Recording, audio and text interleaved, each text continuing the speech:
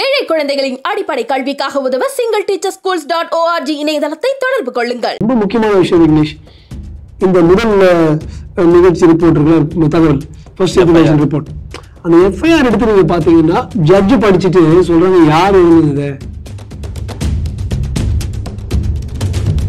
ஏற்பட்ட ஒரு high profile கேஸுக்கு போலீஸ் வந்து இப்படி எஃப்ஐஆர் எழுதுறாங்கன்னா அப்படின்னா வந்து குப்பனுக்கு சுப்பன் வீட்டில் நடக்கும்போது என்ன மாதிரி எஃப்ஐஆர் எழுதுவாங்க. ஸ்பெஷல் இன்வெஸ்டிகேஷன் டாஸ்க் ஃபோர்ஸ் வந்து ஒழுங்காக அவங்க வேலை பண்ணுனா அதுக்கு மேலே அவங்களுக்கு வந்து சுமோட்டோ காக்னிசன்ஸ் எடுத்தால் உயர் நீதிமன்றம் இதை வந்து சிபிஐக்கு ரெக்கமெண்ட் பண்ணும். சிரியன் மினிஸ்டர் சார் ஒரு ரிப்போர்ட் கொடுத்தாரு, எனக்கும் இவருக்கும் சம்மந்தமே இல்லை, இந்த ஆளுக்கும் எங்களுக்கும். அப்படி ஏங்க சார் சொல்லணும்? சரி, நம்ம ஆளே இருக்கிறான், அவங்க தப்பு பண்ணனா அவனுக்கு சரியான தண்டனை வாங்கணும்னு சொல்றது பதிலாக அந்த ஆள் அப்படி பண்றதா இருந்தா டிஎம்கே தலையிலிருந்து கால் வரைக்கும் பண்றாங்களா? இது போல ஒரு அக்யூஸ்ட் வந்தோடனே அக்யூஸ்டுக்கும் தனக்கும் ஒரு டிஸ்டன்ஸை கிரியேட் பண்ணி எனக்கும் இவருக்கும் சம்பந்தமே இல்லைன்னு சொல்றதும் தப்பு. ட்விட்டர் போன்ற சமூக வலைதளங்கள்ல அந்த பொண்ணு ஏன் நடுராத்திரில் அவன் ஆண் நண்பர் கூட வெளியே போறா, அவளுக்கு என்ன அப்படின்ற மாதிரி எல்லாம் கேட்குறாங்க. அது ரொம்ப தப்புங்க. எந்த திமுக எந்த ட்விட்டரில் போட்டாலும் எவன் போட்டாலும் சரி, பிரைம் மினிஸ்டர் வந்து சீஃப் மினிஸ்டர் இருந்து எங்க வீட்டு வேலைக்காரன் போட்டாலும் எந்த பொண்ணு எங்க வேணா போலாம். என்னடா பண்ண ஜனநாயகம்னு கூப்பிடுறீங்க? நீங்க மற்ற விஷயத்துல பாலிடிக்ஸ் வச்சுங்க. ஒரு பொண்ணுக்கு இந்த மாதிரி நடக்கும்போது அதுல வந்து அரசியல் கொண்டு வரக்கூடாது.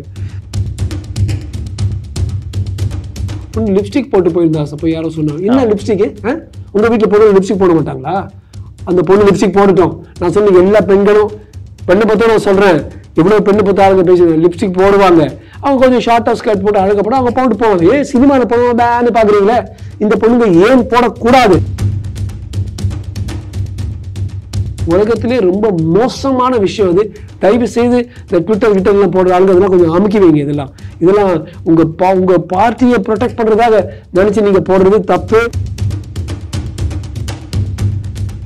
ஒவ்வொரு இடத்துலயும் இந்த ஆளுடைய போட்டோ போட்டு எல்லா இடத்தையும் தொங்க விட்டு சாவடிக்கிற அளவுக்கு இந்த அளவு தொங்க விட்டு எல்லாரும் பாக்குற மாதிரி அவங்க அப்படியே கஷ்டப்படுற மாதிரி பண்ணோம்னா அது சரி.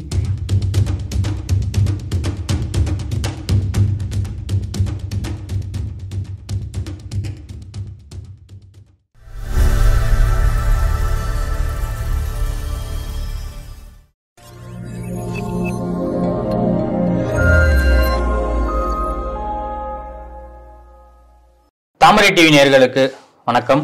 இன்றைய நேர்காணலில் நம்முடன் இணைந்திருக்கும் சிறப்பு விருந்தினர் லைஃப்லைன் ஹாஸ்பிட்டலின் சேர்மன் திரு ராஜ்குமார் அவர்கள். சார் வணக்கம். வணக்கம் விக்னேஷ், எப்படி இருக்கீங்க? நல்லா இருக்கு விக்னேஷ்.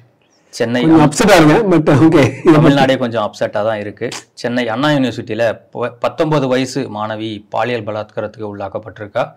இந்த பாலியல் பலாத்காரத்தில் ஈடுபட்ட நபர் திமுகவை சார்ந்தவர்ன்றத சொல்றாங்க. சென்னை உயர்நீதிமன்றமும் சுமோட்டோவா வழக்கு எடுத்திருக்காங்க. இதை எப்படி பாக்குறீங்க நீங்க முதற்கட்டமா?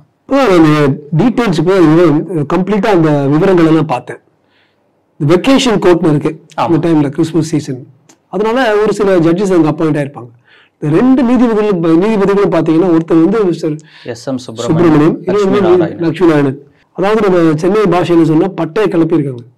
அதாவது நான் வந்து ஒரு சமூக ரீதியில இருந்து பாக்குறேன், ஒரு தந்தையா பாக்குறேன், பொண்ணு பெத்த தந்தையா பாக்குறேன், பேத்திகள் உள்ள ஒரு தந்தையா பாக்குறேன். அப்படி பார்க்கும்போது இந்த மாதிரி பெண்களுக்கு இப்படி வரும்போது நம்ம வயிறு எரியுது. அந்த எரிச்சலுடைய பிரதிபலிப்பு வந்து இந்த நீதிபதிகளுடைய வாக்குமூலங்கள்ல ரொம்ப கிளியரா தெரியுது. அவங்க சொல்றாங்க, அவங்க முதல் விஷயம் அக்யூஸ்ட வந்து போக்கஸ் பண்றதுக்கு பதிலாக இன்னைக்குதான் நடந்திருக்கு, இந்த பெண்ணு இந்த விக்டிமை போக்கஸ் பண்றாங்க. நடந்துச்சே, இந்த பெண்ணுடைய ஐடென்டிட்டி வெளியில, விவரங்கள் வெளியில வராம நீங்க வந்து காத்தீங்களா? ஏன் நீங்க வந்து எஃப்ஐஆர் லீக் வந்து ஆகிறது வந்து ஏதாவது ஒரு கேஸுக்கு, ஒரு கரப்ஷன் கேஸுக்கு, ஊழல் கேஸுக்கு நினைச்சுன்னா பரவாயில்ல. இது மாதிரி ஒரு பெண்ணுக்கு வந்து எஃப்ஐஆர் வந்து லீக் ஆகுறது, ரொம்ப கசிந்து வர்றது ரொம்ப மோசம். நம்பர் 1. நம்பர் 2, டெக்னிக்கல் கிளிச் அப்படின்னு சொல்லி சொன்னாங்க. இது மாதிரி ஒரு விஷயத்துக்கு அந்த டெக்னிக்கல் நான் உள்ள போய் பார்த்தேன். இது எல்லாமே விப்ரோ தான் மெயின்டைன் பண்றாங்க. விப்ரோ கம்பெனி. இதுக்கு பேரு crime and criminal tracking network system, CCTNS ஒன்று இருக்கு. 2008 இது எஸ்டாப்ளிஷ் பண்ணிருக்காங்க. இது ஆல்ரெடி 2000 கோடி செலவழிச்சு இந்த CCTNS போட்டிருக்காங்க. அதாவது இப்ப கோட்டூர்புரம் போலீஸ் ஸ்டேஷன்ல இதை ஃபைல் பண்ணிருக்காங்க இல்லையா, 15,000 போலீஸ் ஸ்டேஷனும் 5,000 டாப் போலீஸ் ஆஃபீஸர்ஸும் இந்தியாவில் எல்லாருக்கும் தெரிகிற பட்சம் ஒரு ரொம்ப ஸ்பெஷலான தளத்துல போடுறது இந்த சிசிடிஎன்எஸ். அந்த சிசிடிஎன்எஸ்ல வந்து ஒரு பிளிச் ஆகுதுன்னா அப்போ நம்ம விப்ரோவை கூப்பிட்டு கேட்கணும், சென்ட்ரல் கவர்மெண்ட் கூப்பிட்டு கேட்கணும், மத்திய அரசு விற்பனை கேட்கணும். அதாவது இப்போ ஒரு பெண்ணுக்கு வந்து ஒரு பாதுகாப்பு கொடுக்கும்போது எப்படி அது மாதிரி லீக் ஆகுதுன்னு அவங்க தட்டி கேட்கிறாங்க ஜட்ஜி. நம்பர் 1. நம்பர் 2, போலீஸ் என்ன சொல்றாங்க, 13-14 பேரோ இதை வந்து டவுன்லோட் பண்ணி ஆக்சஸ் பண்ணிருக்காங்க. டெஃபினட்டா அவங்களோட ஐபி இன்டர்நெட் புரோட்டோகால் மூலமா போனா யாரு டவுன்லோட் பண்ணிருக்காங்க இதுக்குள்ள அவங்க பண்ணிருக்கணுமே. கரெக்ட் சொல்றது, இந்த 13-14 பேர் டவுன்லோட் பண்ணிட்டாங்க, இதே அவங்களுடைய பேரு, அவங்க நாங்கள் ஆக்ஷன் எடுக்கணும். அப்படியே விட்டுறாங்க. ஏனோ தானோன்னு இருக்கிறதுக்காக ஒரு விஷயம் இல்லை. இந்த பொண்ணுடைய நிலப்பாடை நம்ம யோசிக்கணும். இது மாதிரியான விஷயங்கள் ரொம்ப அழகா இன்னைக்கு சென்னை உயர் நீதிமன்றத்துல இந்த 2 நீதிபதிகளும் ரொம்ப தெளிவா அந்த பெண்ணோட சார்புல பேசியிருக்காங்க. அதே போல ரொம்ப முக்கியமான விஷயம் விக்னேஷ், இந்த முதல் நிகழ்ச்சி ரிப்போர்ட் இருக்குல்ல, தகவல் ஃபர்ஸ்ட் இன்ஃபர்மேஷன் ரிப்போர்ட், அந்த எஃப்ஐஆர் எடுத்து நீங்க பாத்தீங்கன்னா ஜட்ஜு படிச்சுட்டு சொல்றாங்க யார் எழுதுனது, இந்த பெண்ணுக்கு எதிராகவே எழுதிருக்கீங்க. எந்த ஒரு சினிமா நீங்க பார்த்தாலும் நாடகம் பார்த்தாலும் போலீஸை பத்தி சொல்லுவாங்க, ஐயோ எஃப்ஐஆர் எழுதணும், அவங்க இதை கேட்பாங்க அதை கேட்பாங்க, நமக்கே கூச்சமா இருக்கும். இது 2வது முறை எனக்கு அந்த பலாத்காரம் நடக்கிற மாதிரி எனக்கு இருக்கும் பெண்கள் சொல்லி நான் கேள்விப்பட்டிருக்கேன். அதே போல இன்னைக்கு ஜட்ஜ் சுப்ரமணியம் சொல்லியிருக்காரு, அப்ப 2 வாட்டி இந்த பொண்ணுக்கு ட்ராமா இருந்திருக்கு. ஒரு முறை இவன் பண்ணும்போது, 2வது முறை நீங்க எஃப்ஐஆர் எடுக்கும்போது. அது அந்த எஃப்ஐஆர் தரிக்கப்பட்ட வழி பார்த்தீங்கன்னா, அதாவது பெண்ணு வந்து இது மாதிரி ட்ரெஸ் போட்டா, இது மாதிரி கிஸ் போட்டா, இது மாதிரிலாம் போட்டு அந்த பெண்ணு இன்னும் தப்பா பண்ணதுனால எல்லா பெண்ணும் எல்லாத்தையும் மூடிட்டு எஃப்ஐஆர் குறித்து பாஜக மாநில தலைவர் அண்ணாமலை அவர்களும் கேள்வி எழுப்பியிருந்தாரு. நானும் காவல்துறையில பணிபுரிஞ்சவன் தான், இப்படியெல்லாம் ஒரு கேவலமான எஃப்ஐஆர் நீங்க பதிவு பண்ணிருக்கீங்களே அப்படின்னு சொல்லிட்டு கேட்டிருந்தாரு. இன்கேஸ் ஒரு கட்டம் உச்சத்துக்கு போயிட்டு தமிழக காவல்துறை ஒரு காரி துப்புற அளவுக்கு அவர் போயிட்டாரு. இன்னைக்கு நீதிமன்றம் அந்த எஃப்ஐஆர் குறித்து கேள்வி எழுப்பியிருக்காங்க. அது வந்து இதை பத்தி நான் 2-3 பேர்கிட்ட டாப் போலீஸ் ஆஃபீஸர்ஸ்ட்டு பேசுறேங்க. நீங்க ரூல்ஸ் படி பார்த்தீங்கன்னா அஃப்கோர்ஸ் நம்ம ஆணையர் அருண் சொல்றது கரெக்ட். அதாவது எஃப்ஐஆருங்கிறது அவங்க சொல்றது நம்ம எழுதணும். ஆனா அது வந்து அந்த பெண் என்ன சொல்றதுங்கிறது நம்ம அந்த அவங்க வாயில நம்ம அதை போட முடியும். இப்படிதான் நம்ம பண்ணிச்சு, ஆமா இப்படிலாம் பண்ணாருன்னா அதை அப்படியே எழுதலாம். ஸோ இந்த எஃப்ஐஆர் எழுதியது இந்த சைடு ஒரு திமுகவோ அதிமுகவோ பாஜக எதையும் சேராத நீதி அரசர்கள் இந்த எஃப்ஐஆரை பார்த்து உயர் நீதிமன்றம் ஜுடிஷியல் வந்து போலீஸ் வந்து எக்ஸிக்யூட்டிவ் தான், அதுக்கு மேல இருக்கிறது ஜுடிஷியல், அதுக்கு மேல பார்லிமெண்ட் தான். ஜுடிஷியரி உயர் நீதிமன்றம் சொல்லியிருக்கு நீங்க எழுதின எஃப்ஐஆர் சரியில்லை, இந்த பெண்ணை வந்து ஒரு விக்டிம் ஆக்கி இவ்வளவுதான் தப்பான விக்டிம் ஷேமிங் விக்டிம் பிளேமிங்னு இருக்கு, 2 இதுல பண்ணிருக்கீங்கன்னு அவங்க நோட் பண்ணியிருக்காங்க. இது வந்து ஒரு ரொம்ப முக்கியமான பாயிண்ட், நாம எல்லாம் நோட் பண்ண வேண்டியது. இப்பேற்பட்ட ஒரு ஹை ப்ரொஃபைல் கேஸுக்கு போலீஸ் வந்து இப்படி எஃப்ஐஆர் எழுதுறாங்கன்னா அப்படின்னா வந்து குப்பனுக்கு சுப்பன் வீட்டில் நடக்கும்போது என்ன மாதிரி எஃப்ஐஆர் எழுதுவாங்க, this will not stand in the trial court. இது ஒரு ஹைகோர்ட் ஜட்ஜி இன்னைக்கு 1 மணி நேரத்துக்கு மேலே ஒரு 2 மணி நேரத்துக்கு சொல்லியிருக்காங்க. அப்பேற்பட்ட அளவுக்கு ஒரு ஹைகோர்ட் ஜட்ஜோடைய விமர்சனத்துக்கு உள்ளாகிற ஒரு எஃப்ஐஆர் எழுதின அந்த மகா ஞானி போலீஸ்காரர் யாருன்னு நம்ம எல்லாம் கொஞ்சம் யோசிக்கணும். இது மாதிரி அவங்க இன்னொரு விஷயம் ரொம்ப நான் இப்போ இந்த லைவ் லாவில் சொல்லியிருக்காங்க, இந்த எஃப்ஐஆரோட அடிப்படையில் இந்த கேஸை பார்த்தா இப்போ அவங்க ஹேண்டில் பண்ணுறவங்க வந்து அதை ஹேண்டில் பண்ணக்கூடாது, all women special information task force பண்ணணும், எல்லா பெண்களால் மகளிர் மட்டும் உள்ள இருக்கிற ஒரு டாஸ்க் ஃபோர்ஸ் ஐபிஎஸ் ரேஞ்சில் இருக்கணும். ஐபிஎஸ் ரேஞ்சு அண்ணா நகர் இதே மாதிரி அண்ணா நகர் கேஸ் ஒன்று ஹேண்டில் பண்ணும்போது யார் ஹேண்டில் பண்ணாங்க அவங்களுடைய பேரில் கொண்டு வந்து அவங்கள வந்து நம்ம பயன்படுத்தி செய்யணும் போட்டிருக்காங்க. நான் ஸ்பெஷல் இன்வெஸ்டிகேஷன் டாஸ்க் ஃபோர்ஸ் வந்து ஒழுங்காக அவங்க வேலை பண்ணுனா அதுக்கு மேலே அவங்களுக்கு வந்து சுவமோட்டோ காக்னிசன்ஸ் எடுத்தால் உயர் நீதிமன்றம் இதை வந்து சிபிஐக்கு ரெக்கமெண்ட் பண்ணலாம். சிபிஐங்கிறது எல்லாரும் உடனே மத்திய அரசோட ஆளு அதெல்லாம் இல்லை. சிபிஐனா இன்னொரு ஸ்டேட்டு சம்மந்தப்பட்ட ஆட்கள் வராங்க. அதாவது எந்தவித ஒரு தாக்கம் இல்லாமல் இன்ஃப்ளூயன்ஸ் இல்லாமல் எது நியாயமோ பண்ணுவாங்க. இப்போ இன்னொரு முக்கியமான விஷயம் விக்னேஷ், ஒரு ஆல்மோஸ்ட் ஒரு முதல் முறையாக ஒரு ஹைகோர்ட் மெட்ராஸ் ஹைகோர்ட் சென்னை உயர் நீதிமன்றம் தமிழ்நாடு சென்னை போலீஸ் கமிஷனர் அதாவது மிஸ்டர் அருண் ஐபிஎஸ்ஸை ஸ்பெசிஃபிக்காக அவர் குறிப்பிட்டு இவர் வந்து இது மாதிரி செய்தியாளர்கள் கிட்ட ஒரு வந்து ஒரு இந்த இன்டர்வியூ நேர்காணல் கொடுத்துருக்க கூடாது, அதுக்கு வந்து எங்களுடைய அட்லீஸ்ட் ஒரு ஹைகோர்ட்டோடைய பர்மிஷன் சாங்ஷனோட பண்ணியிருக்கலாம். அதுக்கு போலீஸ் சார்பில் வந்து வக்கீல் என்ன சொல்லியிருக்காரு, அவர் வந்து எல்லாம் ஒரு தப்பான நியூஸ் செய்தி பரவக்கூடாது, மக்கள் அவங்க சொல்றாங்க ப்ரொசீஜர் வைஸ் இந்த ப்ரொசீஜர் இந்த எஃப்ஐஆர் போடணும் சிஎஸ்ஆர் போடணும்னு சொல்றதுலாம் போலீஸ் தானே. அப்பேற்பட்ட போலீஸ் ப்ரொசீஜர் தெரிஞ்ச போலீஸ் ஏன் எங்ககிட்ட வந்து ஒரு வார்த்தை கேட்கல என்று அவர் ஜட்ஜ் சொல்றாரு. அதாவது அந்த அவங்களுக்கு ஒரு வார்த்தை கேட்டு சாங்ஷன்டு இன்டர்வியூம்பாங்க, இது நான் சாங்ஷன்ட் இன்டர்வியூ. கவர்மெண்ட் கிட்ட என்ன நீங்க ஜிஓ வாங்குனீங்க, ஆர்டர் வாங்குனீங்க, பெர்மிஷன் ஏதாவது வாங்குனீங்களான்றதையும் கேட்டிருக்காங்க. கரெக்ட், நீங்க சொல்றது கரெக்ட், அதுவும் கேட்டிருக்காங்க. ஸோ அது மட்டும் இல்லை, ஆணையர் மேலேயே ஏதாவது ஒரு ஆக்ஷன் எடுத்தாகணும்னு அவங்க பரிந்துரைச்சிருக்காங்க அரசாங்கத்துக்கு. ஸோ இட்ஸ் லிட்டில் பிட் ஒரு டிஃபிகல்ட் சுச்சுவேஷன்ல வந்திருக்கு. இப்போ நம்ம பெண்ணுக்கு வருவோம். இந்த பெண் வந்து யாரோட, அவங்க இந்த பெண்ணுடைய பேரு எனக்கு தெரிய வேணாம், யாருக்கும் தெரிய வேணாம். நான் சொல்றேன், ஒவ்வொருத்தரும் ஒவ்வொரு வீட்லயும் ஒரு பெண் இருக்கு. அது நம்ம பெண்ணா இருக்கலாம், மருமகளா இருக்கலாம், மனைவியா இருக்கலாம், அக்கா தங்கச்சியா இருக்கலாம். நான் எல்லாருக்கும் ரிக்வெஸ்ட் பண்றது, இந்த பெண் வந்து அந்த பெண்ணை நினைச்சுக்கோங்க. நம்ம வீட்டுல யாரோ சேர்ந்தவங்க தெரிஞ்சவங்க நம்ம வட்டத்துல இருக்கவங்க நினைச்சிட்டு அப்ப நம்ம அவங்களோட பேர் வெளில வரணுமா? வர தேவையில்லை. அப்படிதான் நம்ம எல்லாரும் ரெஸ்பாண்ட் பண்ணணும். ரெண்டாவது, எனக்கு ரொம்ப பிடிச்ச விஷயம், இன்னைக்கு 25 லட்சம் போலீஸ் ஆபீசர்ஸ் எல்லாம் சேர்ந்து இந்த பொண்ணுக்கு கட்டணும்னு சொல்லியிருக்கு உயர் நீதிமன்றம். முதல் முறையாக உடனே 25 லட்சம் கொடுன்னு சுவமோட்டோ இந்த உயர் நீதிமன்றம், சென்னை உயர் நீதிமன்றம் சொன்னது ஒரு பெரிய நல்ல விஷயம். ஒரு முறையாவது போலீஸே அவங்க எல்லாரும் சேர்ந்து பூலப் பண்ணி காசு கொடுங்கன்னு சொல்லியிருக்காங்க. அதுவும் ரொம்ப ஒரு நல்ல விஷயம் தான். அதாவது கொஞ்சம் ஒரு ஸ்லிப் ஆஃப் டியூட்டி இருக்கு, கொஞ்சம் கேஷுவல் எடுத்துருக்காங்க நினைக்கிறேன். இன்னொரு எஃப்ஐஆர் தான், சும்மா ஒரு எஃப்ஐஆர் லோட் பண்றது, அது லீக் ஆகுறது, அது வந்து அரசாங்கத்துல இருந்தும் இதுல இன்னும் யார் யார் கவனக்குறைவு வந்தாங்களோ அவங்களும் இந்த காம்பன்சேஷனை கொடுக்கணும் சேர்ந்து அப்படின்றது. கரெக்ட். ஸோ அந்த கவனக்குறைவுக்கு, அதாவது டாக்டர் வந்து இப்படி அப்படி ஒரு டாக்டர் ஒன்று சொல்லி இன்னொரு டாக்டர் வேற மாதிரி சொன்னா உடனே இந்த டாக்டர் வந்து தப்பு டாக்டர், கெட்ட டாக்டர். ஆனா போலீஸ் வந்து ஒரு மிஸ்டேக் ப்ரொசீஜர்ல பண்ணா கூட போலீஸும் அதுக்கு ரெஸ்பான்சிபிள், பொறுப்பு இருக்கணும் சொல்லியிருக்காங்க. அது நம்பர் 2. நம்பர் 3 பாயிண்ட் வந்து, இந்த ஸ்பெஷல் இன்வெஸ்டிகேஷன் டாஸ்க் ஃபோர்ஸ் போட்டு வேற யாராவது இதுல இருக்காங்களா? தனியா ஒரு மனிதன், பிரியாணி வித்துட்டு இருக்கிற ஒரு மனிதன், இவ்வளவு பேர் படிக்கிற ஒரு பல்கலைக்கழகத்துக்கு உள்ள வந்து இப்பேற்பட்ட மாதிரி பண்ணிட்டு போறது. அதுவும் அவங்க கிட்ட வந்து 20 கேஸ் இருக்குங்கிறாங்க. இப்போ எல்லாருக்கிட்டையும் இந்த சிசிடிவிஎஸ் பத்தி சொல்றேன். இந்த crime and criminal tracking network சிஸ்டமுக்கு 2000 கோடி கவர்மெண்ட் போட்டது இதுக்காக தான்.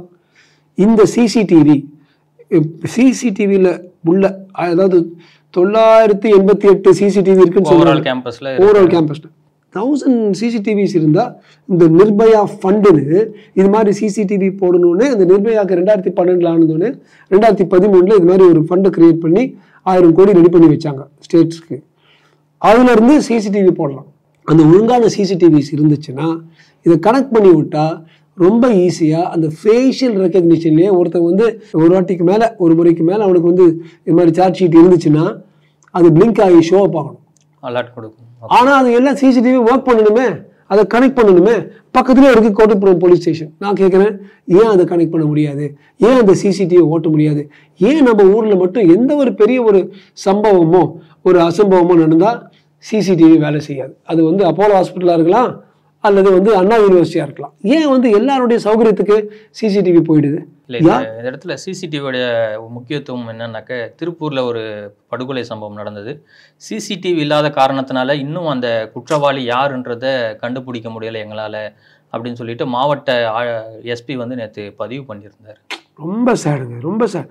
எந்த இடத்துலையும் சிசிடிவி, எல்லா உலகம் எங்கேயும் சிசிடிவி வந்துருச்சு எல்லா இடத்துலையும். நமக்கு வந்து சிசிடிவி கருப்பா இருக்கு, ஆனா வேலை செய்ய மாட்டேங்குது. நம்ம நாடு வந்து உருப்படணும்னா, பெண்களுக்கு பாதுகாப்பு வேணும்னா எல்லா இடத்துலையும் சிசிடிவி, அதுவே ஒரு டிட்டரண்டா இருக்கும். இப்பேற்பட்ட ஆள், இந்த பிரியாணி ஆள் வந்து சரி எல்லா இடத்துலையும் சிசிடிவி இருக்குப்பா, நம்ம மாட்டிப்போம்ப்பா. பெண்கள் மேல ஒரு நம்பிக்கையோ ஒரு அன்பான இல்லை, அவன் மாட்டிப்பாங்கிற காரணத்தினால பண்ணாம இருந்திருப்பான். இல்ல அவங்க மனைவி அண்ணா யூனிவர்சிட்டியில ஒர்க் பண்றாங்க, அதை பார்க்க போயிருக்காரு வராது. பட் சிசிடிவி எல்லா இடத்துலையும் இருந்து அப்பப்போ ஒருத்தர் பிடிக்கிறாங்க, பிக் பாக்கெட் பிடிக்கிறாங்க, இதுக்கு பிடிக்கிறாங்கன்னா அப்ப வந்து அந்த இடத்துல வந்து குற்றங்களே கம்மியா இருக்கும். Vignesh, please let us get our CCTVs going. இந்த சிஎஸ்ஆர் இந்த டிசிஎஸ் சிடிஎஸ் எல்லாம் பேசிட்டு இருக்கிறாங்க. எல்லாம் அவங்க வந்து சிசிடிவி வந்து எல்லா மாணவிகள் இருக்கிற அத்தனை பல்கலைக்கழகங்களையும் கல்லூரிகளையும் சிசிடிவி போடலாமே. Such a big difference it will make. அவங்களால சிஎஸ்ஆர் கொடுக்க முடியலையா? சரி, இந்த நிர்பயா ஃபண்ட் ஆக்சஸ் பண்ணி இந்த பெரிய பெரிய தொழில்நுட்ப கம்பெனிஸ் வந்து போய் சிசிடிவிக்கு அந்த மணியை ஆக்சஸ் பண்ணி தயவு செய்து போடணும். சம்பந்தப்பட்ட கல்லூரிகள்லையும் பல்கலைக்கழகங்கள்லையும் சிசிடிவி வேலை செய்யணும். ஏன்னா இதுக்குள்ள எல்லா நியூஸ் வெளியில வந்து அவன் ஒருத்தனா இருந்தானா, 2 பேரா இருந்தாங்களா, 3 பேரா இருந்தாங்களா, எல்லாம் வெளியில வந்துடும் இல்லையா? So that is very important thing I want to add. அப்புறம் இன்னொரு விஷயம், இந்த இவர் வந்து டிஎம்கேயா ஏடிஎம்கேயா?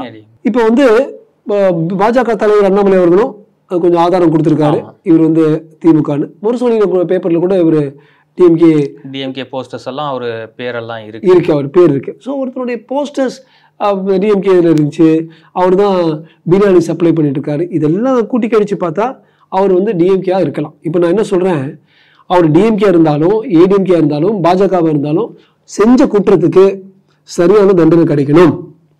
இப்போ என்ன பண்றாங்க, நான் சிரியன் மினிஸ்டர் சார் ஒரு ரிப்போர்ட் கொடுத்தேன், எனக்கும் இவருக்கும் சம்மந்தமே இல்லை, இந்த ஆளுக்கும் எங்களுக்கும்.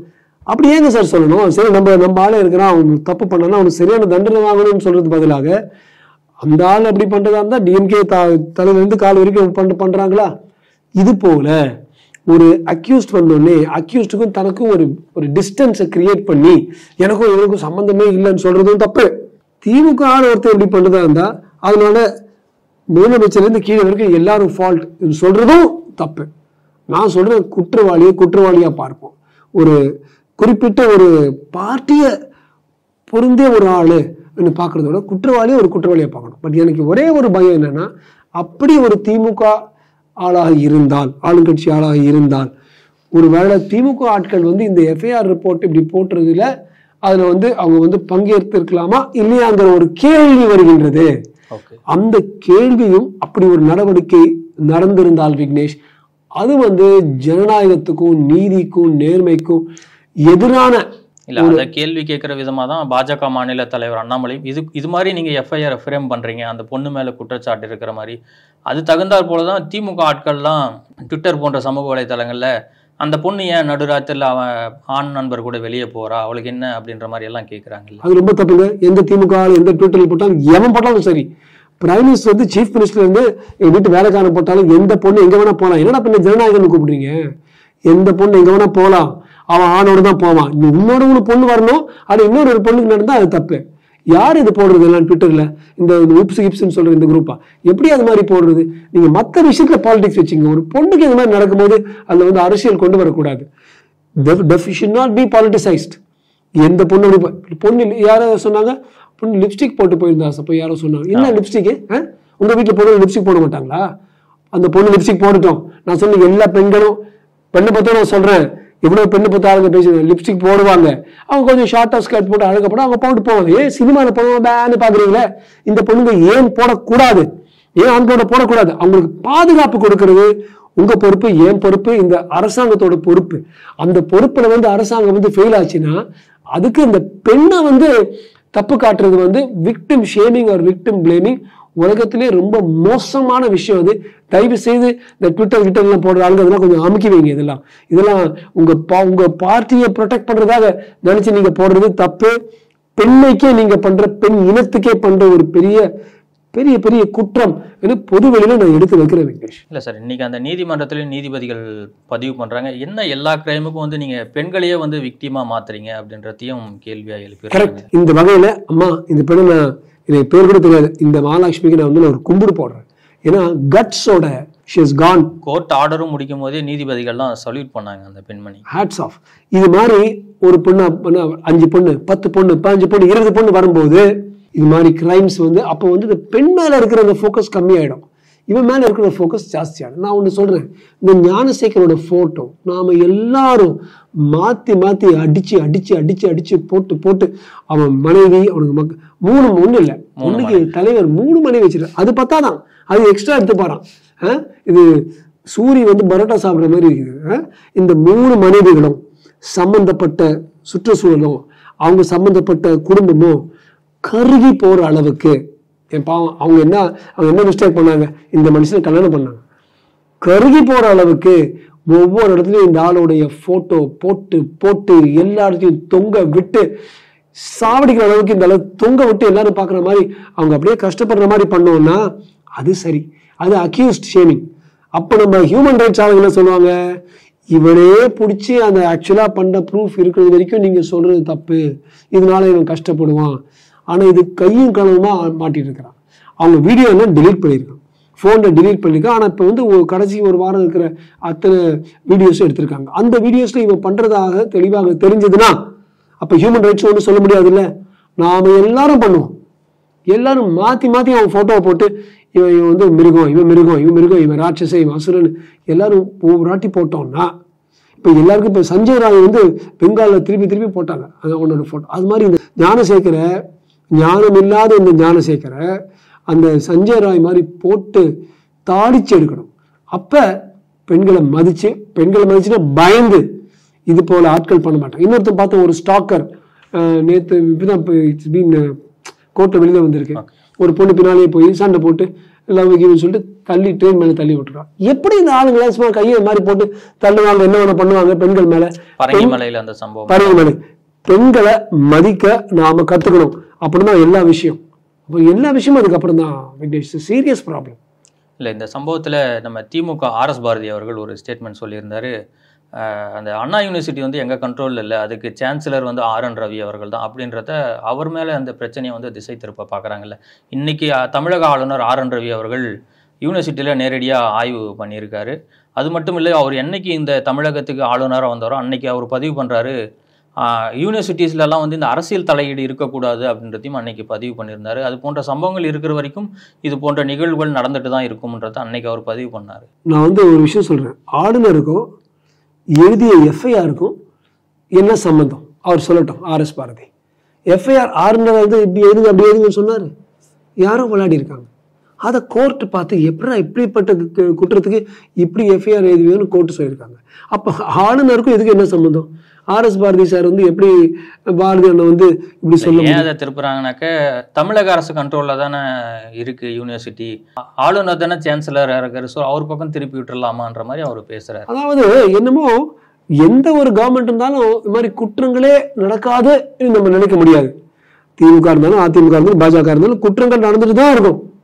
அந்த குற்றத்துக்கு நாம வந்து ஒரு சோஷியல் சயின்டிஸ்ட், ஒரு சமூக ஒரு மேம்பாட்டுக்கு நம்ம பார்த்து எப்படி இதை பிளாக் பண்ணணும், எப்படி இந்த பொண்ணுக்கு வந்து நீதி நியாயம் கொடுக்கணும், எப்படி இந்த ஆளை சீக்கிரமா உள்ள தள்ளணும், எப்பேற்பட்ட ஒரு டாஸ்க் ஃபோர்ஸ் பண்ணணும் அப்படி பார்க்கணுமே தவிர இவன் நம்பாலா இன்னொருத்தன் ஆளா இவனுக்கு நம்ம சப்போர்ட் கொடுக்க, நீ அவனுக்கு வந்து ஒரு திட்டத்துல கட்டிங் கொடுக்குறியா கொடுத்துக்கோ, இந்த வேற ஏதாவது ஸ்கீம் கொடுக்குறியா கொடுத்துக்கோ, அதெல்லாம் பார்த்துக்கோ.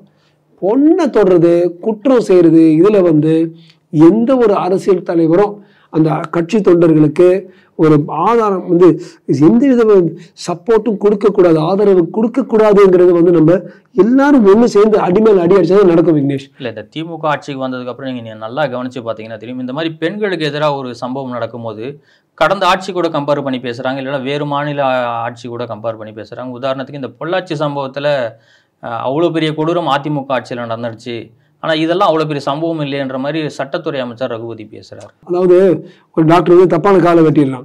உனக்கு தெரியுமா பீகாரில் கூட தான் தப்பான காலை ஒருத்தர் வெட்டினான், கோயம்புத்தூர்ல எவனோ ஒருத்தர் வெட்டினான், இப்படியே சொல்ல முடியும்? நீ பண்ண குற்றத்துக்கு நீ தான் பதில் சொல்லணும். இன்னொரு குற்றத்தை காட்டவே முடியாது. அது ஒரு லாட்டின் டேர்ம் கூட இருக்கு கிரைம்ல, இன்னொன்று காட்ட முடியாது. அதுதான் இவங்க பண்றாங்க. இங்க ஒரு குற்றம் நடந்திருக்கு, அப்படி தெரியுமா இன்னொரு குற்றம் நடந்துச்சு. நான் நினைக்கிறேன் இந்த ஆட்சி என்ன செய்யணும்னா, நம்பர் 1, அண்ணா யூனிவர்சிட்டியில அடுத்த 10 நாட்களுக்குள்ளார எப்படி ஒரு மினிஸ்டர் வரான்னா ரோடு திடீர்னு எங்கிருந்தோ போட்டுறாங்க, எல்லா CCTV ஒர்க் பண்ணணும். நம்பர் 2, இந்த பொண்ணுக்கு கோர்ட் பண்ண மாதிரி சொன்ன மாதிரி செய்ய வேண்டியதெல்லாம் பண்ணணும். இந்த பொண்ணு இங்கே படிச்சு இங்கே முடிக்கணும்னு கூட கோர்ட் சொல்லியிருக்கு. ரொம்ப நல்ல இப்படிதான் பண்ணணும். இப்படிதான் ஒவ்வொரு பெண் இது மாதிரி வர, இதுதான் பாரதியாருடைய புதுமை பெண். டேய் நீ என்ன சொல்லிட்டு வாடா, நான் வந்து நேர்கொண்ட பார்வையோட நான் போயிட்டு இருப்பேன். இந்த பொண்ணுக்கு வந்து பாதுகாப்பு கொடுக்கணும், எவனும் கமெண்ட் அடிக்கக்கூடாது, ஒன்றும் செய்யக்கூடாது. எல்லா செலவும் கம்ப்யூட்டர் ஃபீஸ், சாப்பாடு, கம்ப்யூட்டர் ஃபீஸ், இந்த பொண்ணுக்கு அதை சப்போர்ட் கொடுக்கணும். இது மாதிரி ஒரு 10 பெண்களுக்கு கொடுத்தா சமூகம் ஒன்னா சேர்ந்து சமுதாயமே இப்பேற்பட்ட பெண்களுக்கு பின்னால் இருக்கும் வந்தாதான் அடுத்த பெண்ணு வெளியில வந்து சொல்வா. இப்ப இந்த பெண்ணு வெளியில வந்து இவ்வளவு பாசிட்டிவான ரெஸ்பான்ஸ் வந்தது பெண்ணினத்துக்கு ஒரு நல்ல விஷயம். I think no girls are going to come out and say ஆமா இப்படி ஆச்சுன்னு சொல்லுவாங்க. அதே போல தயவு செய்து இந்த ஃபேஷியல் ரெகக்னிஷன் சாஃப்ட்வேர் பயன்படுத்தி CCTNS பயன்படுத்தி இந்த ட்ராக்கிங் நெட்வொர்க் சிஸ்டம் எங்க பெண்கள் ஒரு கல்லூரியா இருக்கலாம், ஒரு பல்கலைக்கழகமா இருக்கலாம், பள்ளியா இருக்கலாம், அதை நம்ம கனெக்ட் பண்ணி விட்டா இப்படி ஒரு ஆல்ரெடி சார்ஜ் ஷீட் ஆனவன் ஒருத்தர் உள்ள வந்தாலே அது பிளிங்க் ஆகி அலர்ட் ஆகி இது மாதிரி நீ வர முடியாதுன்னு பிடிச்சி வச்சிருக்காங்க. ஆனால் கிரியாணி உள்ள வந்துட்டு இது மாதிரி கோல்மையம் பொன்னாட்டிங்க வேலை செய்யறன்னு வந்து கோல்மால் பண்றாங்க. ஸோ இது வந்து நம்ம கவர்மெண்ட் எடுக்கலாம். அதே போல இப்போ இந்த ஆல் லேடிஸ் இது ஒன்று பண்ணிட்டு இப்போ மேட்டர் இப்போ சப் ஜுடிஸ்ன்னு இருக்கு. நம்ம யாரும் அந்த எஃப்ஐஆரை பத்தி பேச தேவையில்லை. ஆணையராலும் சரியா இருக்கலாம், நானும் நீங்களா இருக்கலாம் சரி. Let us not talk about the FIR. அந்த பொண்ணோட ஐடென்டிட்டியை ப்ரொடெக்ட் பண்ணுவோம். ஞானசேகரோட ஐடென்டிட்டியை போட்டு அடிச்சு தாளிப்போம். இந்த பெண்ணுக்கு நம்ம எல்லாம் சப்போர்ட் கொடுப்போம். நிர்பயா ஃபண்ட்ல இருந்து சிசிடிவி கொண்டு வந்து கொடுப்போம். நான் இன்னைக்கு கூட கேட்கிறேன், இந்த ஆர்ஜிகாரை பத்தி நம்ம பேசும்போது சொன்னேன், எவ்வளவு பெண்கள் தமிழ்நாட்டில் கல்லூரிகளில் அந்த ஆப்பில் 1891 ஆப் காவலன் ஆப் தமிழ்நாடு கவர்மெண்ட் பண்ணியிருக்கு. ஏன் அந்த பெண்கள் வந்து அதை டவுன்லோட் பண்ணுறாங்க? எல்லாம் ஸ்விக்கி, ஜொமேட்டோ, ஊபர், ஓலா எல்லாம் டவுன்லோட் பண்ணுறாங்க. இந்த காவலனுங்கிற ஆப் பண்ணிட்டு ஒரு தட்டுனா பக்கத்தில் இருக்கிற கோட்டூர் போலீஸ் ஸ்டேஷன்லேருந்து டக்குன்னு வந்து இவனை அரெஸ்ட் பண்ணியிருப்பாங்களே. அஜிடேட்டர் ஆப்னு ஒன்று இருக்குது. எடுத்து நீங்கள் 20 செகண்ட் இப்படி ஆட்டினா போதும். 20 செகண்ட் கண்டினியூஸாக அப்படி ஆட்டணும், ஆட்டோமேட்டிக்காக பக்கத்தில் இருக்கிற போலீஸ் ஸ்டேஷனுக்கு வந்துடும். இந்த பெண்ணுக்கு அது மாதிரி பேசும்பொழுது இந்த ஆப் ஓப்பன் பண்ணி குவாய்ட்டை தட்டி இருந்தா இல்லை ஷேக் பண்ணியிருந்தா உடனே போலீஸ் அங்கே வந்திருப்பாங்க. டப்புனு இவன் பிரியாணி விற்கிற இந்த ஆள் வந்து 20 கேஸ் இவனுக்கு பிடிச்சி போட்டு சாத்தியிருப்பாங்க. அதுக்கப்புறம் இவன் எங்கே நான் யார்கிட்ட அனுப்ப போகிறான்? அவன் ஃபோன் அந்த முதல் நாளே சீஸ் பண்ணியிருக்கலாம்.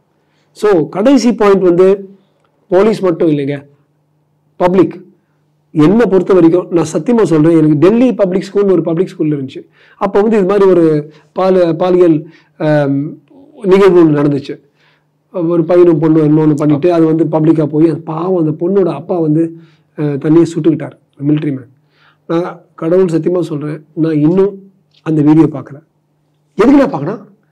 அதே போல என்ன இதுக்குள்ள ஒரு பார்க்கணும் அது சுத்திட்டு இருந்துச்சு. இது மாதிரி சுத்துறதுனால ஒரு பொண்ணோட அப்பன் வந்து மிலிட்ரி காரை எடுத்து துப்பாக்கி வச்சு தன்னை சுட்டிருக்கான். அதுக்கப்புறம் அதை பார்த்து ஒரு கிளுகிழப்பு ஏற்படுமா நமக்கு. அதே போல பாஜக இருக்க ஒருத்தருடைய ஒரு பாலியல் விஷயம் சம்பந்தப்பட்ட ஒரு வீடியோ நிறைய பேர் எனக்கு அனுப்புனாங்க. இன்னைக்கு வரைக்கும் நான் அதை பார்க்கல. அது நான் யாரை பத்தி பேசுறது எல்லாருக்கும் தெரியும் நினைக்கிறேன். நான் பார்க்கவும் மாட்டேன். அது திமுக தான் நான் பார்க்க மாட்டேன், அதிமுக பார்க்க. இது மாதிரி இந்த நீச்சமான விஷயங்கள் நம்ம பார்த்து நம்ம இன்வெஸ்டிகேஷன் பண்ண போறோம்.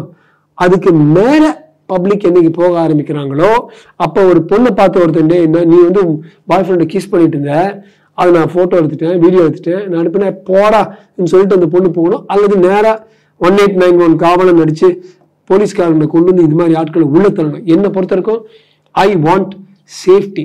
நம்ம பெண்களுக்கு பாதுகாப்பை பத்தி நம்ம தயவு செய்து எல்லாரும் யோசிப்போம். நம்ம பெண்களுக்கு ஒரு நல்ல நாடு கொண்டு வர்றதுக்கு நம்ம பார்ப்போமே தவிர, என்னோட பர்சனல் இன்ட்ரெஸ்ட் விக்னேஷ், இவன் அவன் அடிச்சானா அவனையும் அடிச்சான் இந்த பாக்குற ராவண நான் அதுல இறங்கல. இல்ல இந்த கேள்விக்கும் சேர்த்து பதில் சொல்லிடுறீங்க. நீங்க Tamil Nadu Puducherry chapter youth for நேஷனுக்கு பிரசிடென்ட்டாகவும் இருக்கீங்க. வருங்காலத்தில் இந்த மாதிரி சம்பவங்கள் நடக்கக்கூடாது, அது யாரும் விரும்ப மாட்டாங்க. என்ன மாதிரியான அவேர்னஸ் நீங்க எடுக்கிறதா இருக்கீங்க? தேங்க்யூ, ரொம்ப நல்ல கொஸ்டின். இந்த யூத் ஃபார் நேஷன்ங்கிறது ஒரு என்ஜிஓ. நாங்க கல்லூரியாக போயும் பள்ளியாக போயும் மாணவர்களை வந்து சந்திச்சு அவங்க கிட்ட பல விஷயங்கள் பேசுவோம். இந்த மாதிரி திட்டங்கள் நீங்க பயன்படுத்தலாம், நீங்க வெளிநாட்டுக்கு போகலாம், இது மாதிரி நீங்க இராணுவத்தில் சேரலாம். அப்போ போய் பேசும்பொழுது வேல்யூ பேஸ்ட் எஜுகேஷன். எப்படி சுவாமி விவேகானந்தர் வந்து ஒரு சங்கத்தமிழ் வச்சுக்கலாம், சங்கத்தமிழ் வீரன் எப்படி வாழ்ந்தானோ அது மாதிரி நீ வாழணும்டா, வள்ளுவர் எழுதுன மாதிரி நீ வாழணும்டா, பேராண்மையோட வாழணும், வெறும் ஆண்மை இருந்தா பார்த்தா இது மாதிரி சொல்லணும். அதாவது நீங்க உளவியல் ரீதியாக பார்த்தீங்கன்னா பெண்களை ஒரு பக்கம் வந்து நீ ஸ்கர்ட் போடாத லிப்ஸ்டிக் போடாதன்னு சொல்றதோட பெண்ணு வந்து யாரு செய்யறது? ஆண்கள். அந்த ஆண்கள் கிட்ட போய் பெண்கள் கிட்ட நீ மதிப்போடு நட, உங்க அம்மா மாதிரி உன் தங்கச்சி மாதிரி அக்கா மாதிரி சொல்லி எந்த காலேஜில் போன இதான் சொல்லுவேன். டே எந்த பையனோ எவனாவது, நான் பெண்கள்கிட்டே சொல்லுவேன், எவனாவது ஃபிகர்னு உங்களை சொன்னாங்கன்னா செயற்படுத்த அதிகமா நாங்க வந்து அங்கே நிக்கிறோம் சொல்லுவேன். பெண்ணை முதல் ஃபிகர்னு சொல்ற எவனையும் நீங்க உங்க ஃப்ரெண்டா சேர்த்துக்காதீங்க. இது மாதிரி அந்த ஆண்கள் கிட்ட சொல்றது, இந்த சிவா மனசு சக்தி மாதிரி பெண்களை கொச்சப்படுத்துறது, அது போய் பார்த்துட்டு சும்மா அவர் சிரிச்சுட்டு வர்றது. ஒவ்வொரு வாட்டி அப்படி பண்ணும்போது பெண் இனத்தை நம்ம கொச்சப்படுத்துறோம். பெண் இனத்தை நம்ம கொச்சப்படுத்த தேவையே இல்லை. ஆண்களுக்கு வந்து பெண்களை மதிப்பு கற்றுக் கொடுத்துட்டோம்னாலே விக்னேஷ் இது சரியா போயிடும். ஸோ நாங்கள் இந்த மென்ஸ் காலேஜுக்கு போகும்பொழுது இது மாதிரி சொல்லுவோம், இது மாதிரி ஃபிகர்னு கூப்பிடாதீங்கடா, சும்மா பெண்ணை கரெக்டாக பண்ணாதீங்கடா, அவங்கள ஸ்டாக் பண்ணாதீங்கடா, ஒரு ஹீரோவா இருக்குடா, எவனோ ஒரு ஹீரோவா இருக்கலாம், நீ வந்து இத்தினு குள்ளமா சொட்டையா இவ்வளோ பெரிய தொப்பையா இருந்தால் கூட நீ வந்து சரியான ஒரு நோபலாக நடந்தீங்கன்னா பெண்கள் ஆட்டோமேட்டிக்கலாக உங்களை பின்னால் போவாங்கன்னு சொல்லி ஆண்கள் கிட்ட அந்த ட்ரைனிங் மாதிரி கொடுக்கணும். நாங்கள் மட்டும் இல்லை, பல்லாயிரக்கணக்கான இது மாதிரி சமூக ரீதியை பார்க்குற ஆட்கள் வந்து ஸ்டூடெண்ட்ஸ் மாணவர்கள்கிட்ட போய் அவங்களுடைய திங்கிங், ஏன்னா அந்த கேர்ளை ரேப் பண்ணுறதோ பலாத்காரம் பண்ணுறதோ ஒரு பாய் தான். ஸோ ஆண்களை நம்ம வந்து கேர்ஃபுல்லாக பார்த்து டீச் பண்ணோம். இதுதான் எங்களுடைய பாலிசி விக்னேஷ்.